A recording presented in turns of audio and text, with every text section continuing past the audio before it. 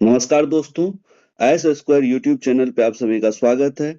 आज हम लोग देख रहे हैं करंट अफेयर्स। ये करंट अफेयर्स 17 सितंबर से संबंधित करंट अफेयर्स है, जो आपके आगामी सभी एग्जाम के लिए बहुत ही महत्वपूर्ण रहने वाला है। तो आइए देखते हैं पहला प्रश्न है कि 2030 तक भारत में जीसीसीएस से संबंधित सीआईआई के प्रस्तावित लक्ष्य में क्या शामिल है? तो इसका सही आंसर हो जाएगा ऑप्शन बी, 5,000 जीसीसीएस और 20 से 25 मिलियन रोजगार। तो अब बात आती है कि जीसीसीएस और सीआईआई क्या है। तो सबसे पहले प्रस्तावित किसने किया? तो सीआईआई ने प्रस्तावित किया। तो सीआईआई है क्या? तो कॉन्फेडरेशन ऑफ इंडियन इंडस्ट्री, जिसे हिंदी में हम लोग बोलेंगे भारतीय उद्योग परिसंघ। तो भारतीय उद्योग परिसंघ ने अभी हाल ही में ग्लोबल कैपेबिलिटी सेंटर, जिसका जीसीसीएस का फुल फॉर्म है ग्लोबल कैपेबिलिटी सेंटर, पर एक राष्ट्रीय फ्रेमवर्क के लिए सुझाव जारी किया। तो दोनों के बारे में बारी बारी से जानते हैं। सबसे पहले सीआईआई क्या है? तो भारतीय उद्योग परिसंघ की स्थापना 1895 ईस्वी में की गई थी, जिसका मुख्यालय नई दिल्ली में है। और इसका काम है कि सरकार और उद्योग के बीच संपर्क स्थापित कर नीति निर्माण में सुझाव देना। अब बात आती है जीसीसीएस क्या है? तो ये ग्लोबल कैपेबिलिटी सेंटर है। आप ऐसे माने कि एक विदेशी कंपनी है, अमेरिका की कोई कंपनी है, वो भारत में एक ऑफिस खोलेगा बड़े बड़े शहरों में, महानगरों में, जैसे दिल्ली, मुंबई, बेंगलुरु, चेन्नई, गुरुग्राम इत्यादि शहरों में अपनी जो एक ऑफिस खोलेगा, उस ऑफिस में जो टेक्नोलॉजी, रिसर्च, आईटी और बिजनेस संबंधित काम होंगे, उनमें भारतीयों को रोजगार दिया जाएगा। तो क्या होगा? जीसीसी सेंटर खोलने से यहाँ भी लोगों को रोजगार मिलेगा, ज्यादा से ज्यादा लोग नियुक्त हो पाएंगे। इसीलिए भारतीय उद्योग परिसंघ ने जीसीसीएस सेंटर खोलने की बात की है। तो इसका सही आंसर हो गया 5,000 जीसीसीएस और 20 से 25 मिलियन रोजगार। देखते अगले प्रश्न। अगला प्रश्न है, प्रधानमंत्री के अनुसार पूर्वोत्तर क्षेत्र भारत की किस नीति का महत्वपूर्ण भाग है? तो इसका सही आंसर हो गया एक्ट ईस्ट पॉलिसी। बात आती है एक्ट ईस्ट पॉलिसी की, तो ये भारत की विदेश नीति का एक महत्वपूर्ण आयाम है। इसमें इसे जो दक्षिण पूर्व एशिया है, जो दक्षिण पूर्व एशिया के जितने भी देश है, ये सभी पूर्वोत्तर क्षेत्र को अपना प्रवेश द्वार मानते हैं। कहा जाता है कि भारत में प्रवेश करने का जो द्वार है वो पूर्वोत्तर क्षेत्र है, और पूर्वोत्तर नॉर्थ ईस्ट के सभी जो स्टेट है। अब बात आती है इस पॉलिसी की, जिसे एक्ट ईस्ट पॉलिसी कहा जाता है। इसमें एक टर्म है ईस्ट। ईस्ट से क्या फुल फॉर्म है? ईस्ट का क्या फुल फॉर्म है? तो इम्पावर, ए से हो गया एक्ट, एस से हो गया स्ट्रेंथ, और टी से ट्रांसफॉर्म।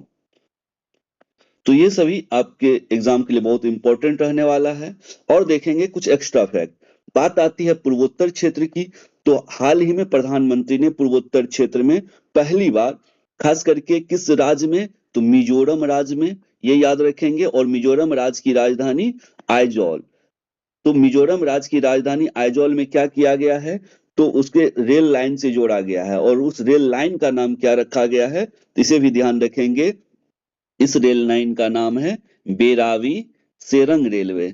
बेरावी सेरंग रेलवे, ये आपके एग्जाम के लिए बहुत महत्वपूर्ण हो जाएगा। साथ ही कुछ अन्य फैक्ट भी देख ले, तो हाल में ही पूर्वोत्तर भारत में भारत नेट कार्यक्रम के द्वारा पंचायत की कनेक्टिविटी, उड़ान योजना के तहत हवाई मार्गों का विकास और पूर्वोत्तर क्षेत्र विकास के लिए एक अलग मंत्रालय का गठन किया गया है। साथ ही यहाँ पीएम डिवाइन की घोषणा की गई है। पीएम डिवाइन क्या है? तो इसे भी देखेंगे। पीएम डिवाइन, इसे इसका फुल फॉर्म है प्राइम मिनिस्टर, एक सेकंड, प्राइम मिनिस्टर हो जाएगा पीएम से। उसका डिवाइन में डीई से डेवलपमेंट हो गया, और डीईवी से डेवलपमेंट, आई से इनिशिएटिव, एन से फॉर नॉर्थ ईस्ट रीजन। तो ये हो गया पीएम डिवाइन। तो पीएम डिवाइन योजना शुरू किया गया है ताकि विकास के कार्य को और गति दिया जा सके। तो ये सभी आपको पूर्वोत्तर क्षेत्र से संबंधित क्वेश्चन है, इसे ध्यान रखेंगे। देखते हैं अगला क्वेश्चन। अगला क्वेश्चन है, भारत का पहला बांस आधारित बायो इथेनॉल संयंत्र कहाँ स्थापित किया गया है? तो इसका सही जवाब होगा आसाम। तो हाल ही में भारतीय प्रधानमंत्री ने जो आसाम का एक जगह है, जिस जगह का नाम है गोलाघाट, गोलाघाट में उन्होंने क्या किए, पहले बांस आधारित बायो इथेनॉल को के संयंत्र का उद्घाटन किए। और साथ ही ये भी फैक्ट याद रखेंगे इसके साथ, ये संयंत्र जो है नुमालीगढ़ रिफाइनरी लिमिटेड, ध्यान रखेंगे, नुमालीगढ़ नुमालीगढ़ रिफाइनरी लिमिटेड, और किसके सहयोग से, और फिनलैंड के सहयोग से स्थापित किया जा रहा है। ये याद रखेंगे, एग्जाम में यहां से डायरेक्ट प्रश्न देखने को मिल सकता है। बात आती है कि बांस आधारित बायोइथेनॉल संयंत्र लगाया गया है, तो ये क्या है? तो सबसे पहले इसमें फैक्ट जो जानेंगे, तो ये गैर खाद्य फसल वाला ये बायो संयंत्र होगा। इससे पहले खाद्य फसल वाला बायो संयंत्र लगाया जाता था, जिसमें जो खाने योग्य फसल है, जिसमें धान, गेहूं इत्यादि के भूसे इत्यादि के सड़े गले पदार्थ से इथेनॉल बनाया जाता था, तो उसे कहते थे प्रथम पीढ़ी के जैव इथेनॉल। लेकिन अब जब गैर खाद्य पदार्थों से बायो इथेनॉल बनाया जाता है, तो इसे बोलते हैं द्वितीय पीढ़ी के जैव इथेनॉल। बात आती है बांस की, तो बांस में एक खास प्रकार का सेल्यूलोज होता है, इस सेल्यूलोज को बोलते हैं, याद रखेंगे आप लोग, लिग्नोसेल्यूलोज।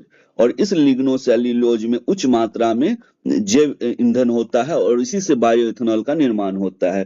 तो इतने फैक्ट को आप इस क्वेश्चन के लिए याद रखेंगे। देखते हैं अगला प्रश्न है, केरल मंत्रिमंडल ने किस अधिनियम संशोधन का प्रस्ताव पारित किया है? तो इसका सही जवाब हो जाएगा वन्य जीव संरक्षण अधिनियम 1972। अब चर्चा में क्यों है? हाल ही में ये चर्चा में आने का इसका मुख्य वजह है कि केरल के मंत्रिमंडल द्वारा वन्यजीव संरक्षण अधिनियम 1972 में क्या किया गया है? संशोधन किया गया है। अब संशोधन विधेयक को मंजूरी दी गई है, तो मंजूरी मिलने का क्या रीजन है, क्यों इसे मंजूरी दिया गया है, तो इसे समझेंगे हम लोग।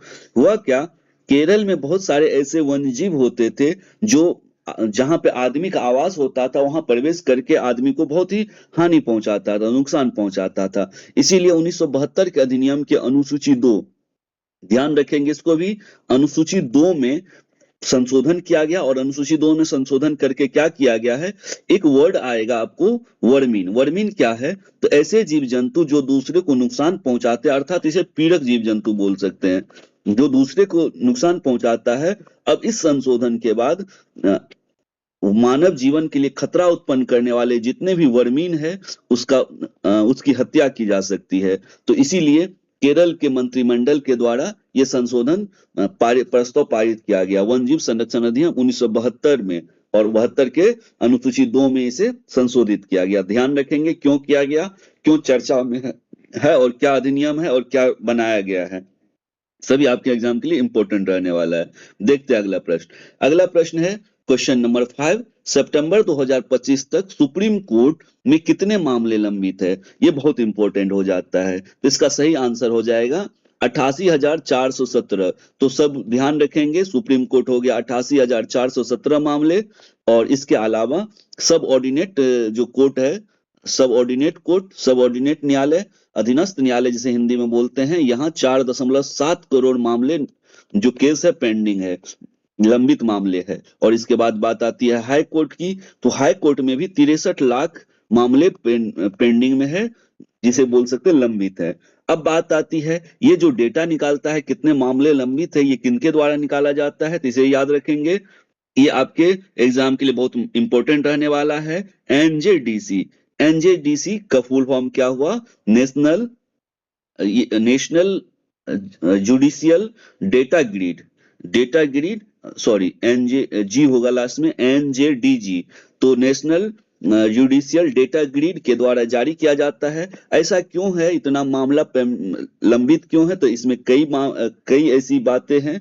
और एक और बात यहाँ याद रखेंगे, वर्तमान में जो है 5600 पद जो है न्यायपालिका में रिक्त है। 5600 पद को भर दिया जाए तो सभी मामले को तुरंत निपटाया जा सकता है। साथ ही एक और डेटा हम लोग यहाँ देख सकते हैं, कि भारत में प्रति 10 लाख जनसंख्या पे वर्तमान में 21 जज है, और यही यदि अमेरिका की बात किया जाए, यूएसए की बात किया जाए, तो प्रति 10 लाख जनसंख्या पे में यूएसए में जो है 150 जज है।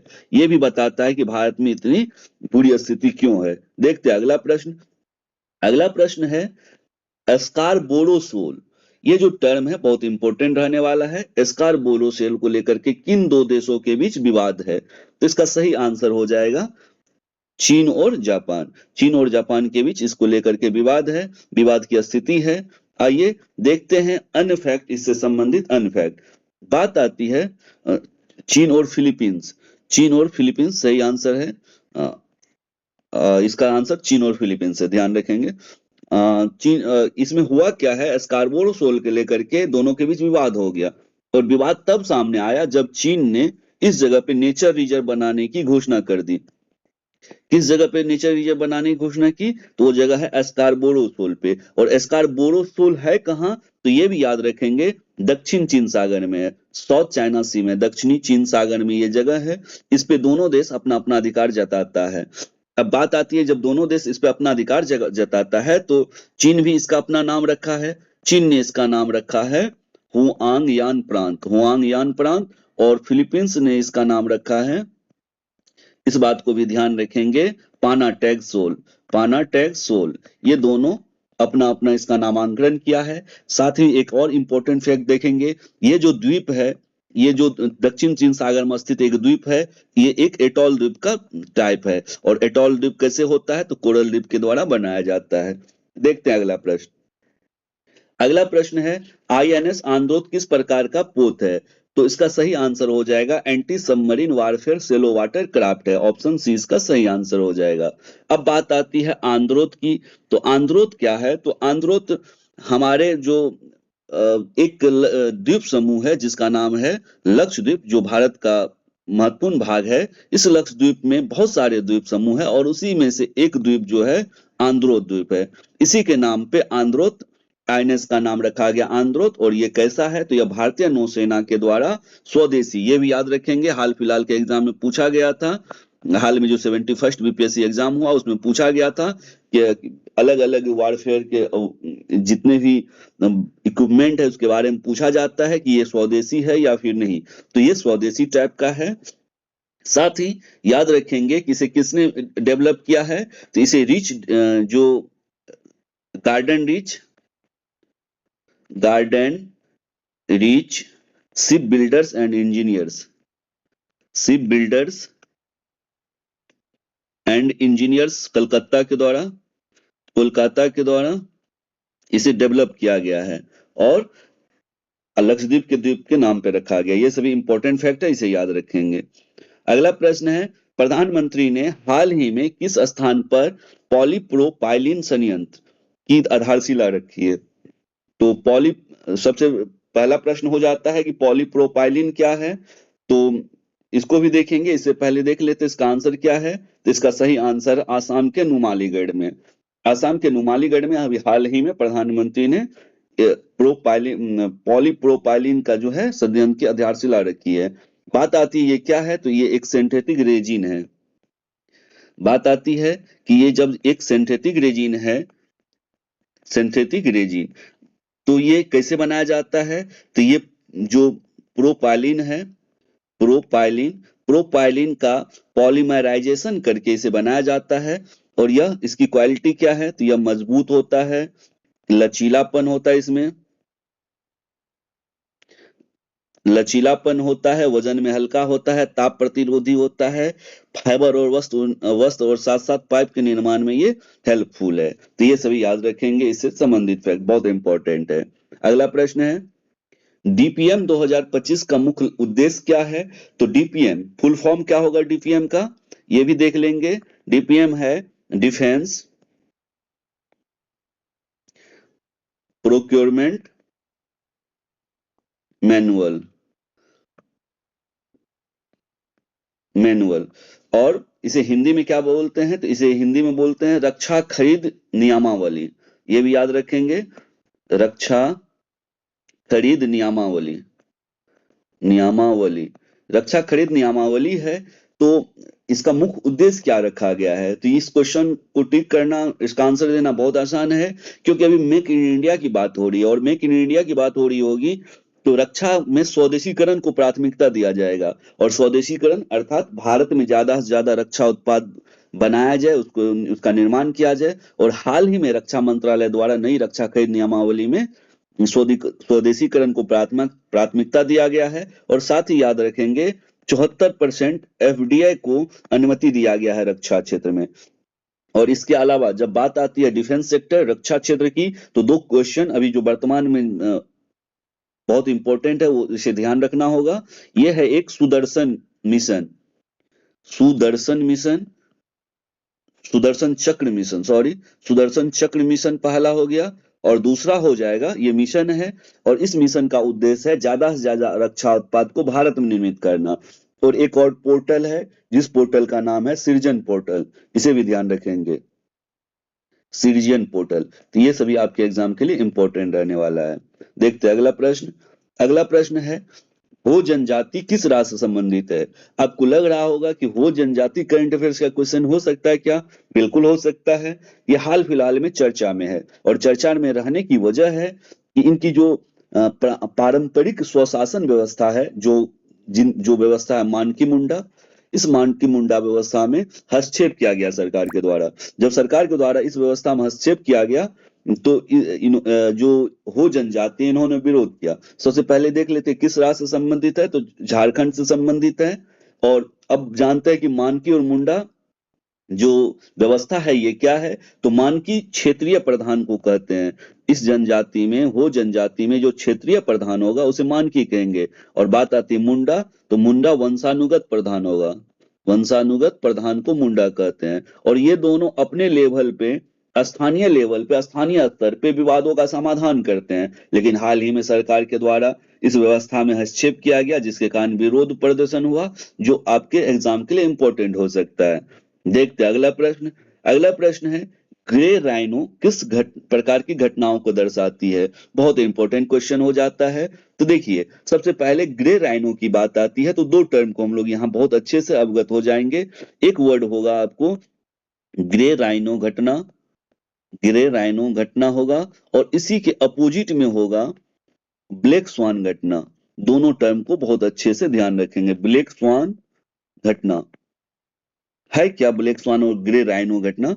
तो सबसे पहले हम लोग जो क्वेश्चन है ग्रे राइनो, इससे देखते हैं कि एक ऐसी घटना होती है जिन्हें घटित होने की संभावना तो होती है, अधिक होती है, परंतु उसे उसे नजरअंदाज कर दिया जाता है। और वहीं इसके अपोजिट में जो ब्लैक स्वान की घटना है, ये क्या है? तो ये एक ऐसी घटना है जो अचानक होती है, अचानक या अप्रत्याशित कह सकते हैं, अचानक घटती है। और ये, इसका पूर्वानुमान होता है कि ये घटने वाली है, पूर्वानुमान होता है, लेकिन नजरअंदाज किया जाता है। तो बहुत इंपॉर्टेंट है। तो सही आंसर क्या हो गया? ऑप्शन बी, पूर्वानुमानित लेकिन अक्सर अनदेखी की जाने वाली घटनाओं को ग्रे राइनो घटना कहते हैं। अब बात आती है इस टर्म, ये टर्म कहां से आया, कहां से इसका प्रयोग शुरू हुआ? तो इसे देखने के लिए समझेंगे कि अभी हाल ही में जो केरल का एक जगह है वायनाड, वहां पे भूस्खलन हुआ। और ये पहले से ही सबको पता था। एक हाल के अध्ययन में, स्टडी में, यह पता चला कि ये सभी को पहले से पता है, इसीलिए इसे ग्रे राइनो घटना की संज्ञा दी गई है। अगला प्रश्न देखते हैं। अगला प्रश्न है, 2025 वर्ल्ड बॉक्सिंग चैंपियनशिप में भारत ने कितने स्वर्ण पदक जीता? इसका सही आंसर हो जाएगा 2। भारत ने 2 स्वर्ण पदक जीता है। और इस स्वर्ण पदक जीतने वाले जो 2 खिलाड़ी है, उसका नाम भी याद रखेंगे आप लोग। पहला है जेस्मिन लंबोरिया, जस्मिन लंबोरिया, ये पहले स्वर्ण पदक विजेता। और दूसरे स्वर्ण पदक विजेता जो है मीनाक्षी हुड्डा है, मीनाक्षी हुड्डा। ये 2 स्वर्ण पदक, इसका आयोजन कहाँ हो रहा है? तो यूके, यूनाइटेड किंगडम के लिवरपूल में इसका आयोजन हो रहा है। यूनाइटेड किंगडम के लिवरपूल में आयोजन हो रहा है। अब बात आती है, जब यूनाइटेड किंगडम लिवरपूल में आयोजित हो रहा है, तो क्या केवल 2 पदक ही भारत जीता? नहीं, भारत ने इसके अलावा भी 2 पदक जीता है, जिसमें एक देखेंगे नुपुर सियोरान, नुपुर सियोरान ने रजत पदक, और साथ ही पूजा रानी ने, पूजा रानी कांस्य पदक। इस तरह से भारत ने कुल 4 पदक वर्ल्ड बॉक्सिंग चैंपियनशिप में प्राप्त किए हैं। ये सभी इंपॉर्टेंट हो जाता है। अगला प्रश्न है, डॉक्टर भूपेन हजारिका किस क्षेत्र से जुड़े हुए थे? इसका सही आंसर हो जाएगा संगीत और कला क्षेत्र से। हाल ही में प्रधानमंत्री ने भूपेन हजारिका के 100वीं जयंती पे, या ये याद रखेंगे, कौन सी जयंती मनाई गई? 100वीं जयंती पे आयोजित कार्यक्रम को संबोधित किया। जब बात है संबोधित किया, तो इससे संबंधित बहुत सारे तथ्य एग्जाम के लिए इंपॉर्टेंट हो जाता है। जन्म कहाँ हुआ, किस राज्य में हुआ है? तो आसाम में हुआ है। और इन्हें कई उपाधि दी गई, कई उपनाम दिए गए। जो नाम क्या क्या है, तो ये याद रखेंगे, बॉर्ड ऑफ असम, असम ने ब्रह्मपुत्र, बॉर्ड ऑफ ब्रह्मपुत्र पहला उपनाम है। दूसरा है सुधाकंठ, सुधाकंठ। जब ये संगीत से संबंधित है, सुधाकंठ इसका उपनाम है। और ये किस चीज से जुड़े थे? संगीत से, और खास करके असमिया लोक संगीत में इनकी योगदान उल्लेखनीय है। और बात आती है इन्हें और कौन कौन सा पुरस्कार दिया गया, तो पद्म श्री, पद्म भूषण, पद्म विभूषण और भारत रत्न, इतने सम्मान से इन्हें सम्मानित किया गया है। देखते हैं अगला प्रश्न। अगला प्रश्न है, जापाड 2025 सेना अभ्यास कहाँ आयोजित किया गया? तो देखने से स्टूडेंट कंफ्यूज हो सकता है, सबको लगेगा कि हो सकता है जा वर्ड है तो जापान होगा। ऐसा कुछ भी नहीं है, इसे ध्यान रखेंगे। जापाड 2025 जो है रूस और बेलारूस के बीच, रूस प्लस बेलारूस, इसे याद रखेंगे। रूस और बेलारूस द्वारा आयोजित होता है, और इसमें हाल ही में भारत ने भी भारत भाग लिया इस सेनाभ्यास में। और ये प्रत्येक 4 वर्ष पे होता है, और आयोजित कहाँ हुआ था? रूस। ऑप्शन बी इसका सही आंसर है। तो दोस्तों, इस तरह से हम लोगों ने बहुत ही महत्वपूर्ण करंट अफेयर्स को देखा, जो आपके आगामी किसी भी एग्जाम के लिए बहुत महत्वपूर्ण रहने वाला है। तो मिलते हैं किसी अगले वीडियो में, देखते रहिए। और अब चैनल को सब्सक्राइब करके अपने दोस्तों के साथ शेयर कर दे। धन्यवाद।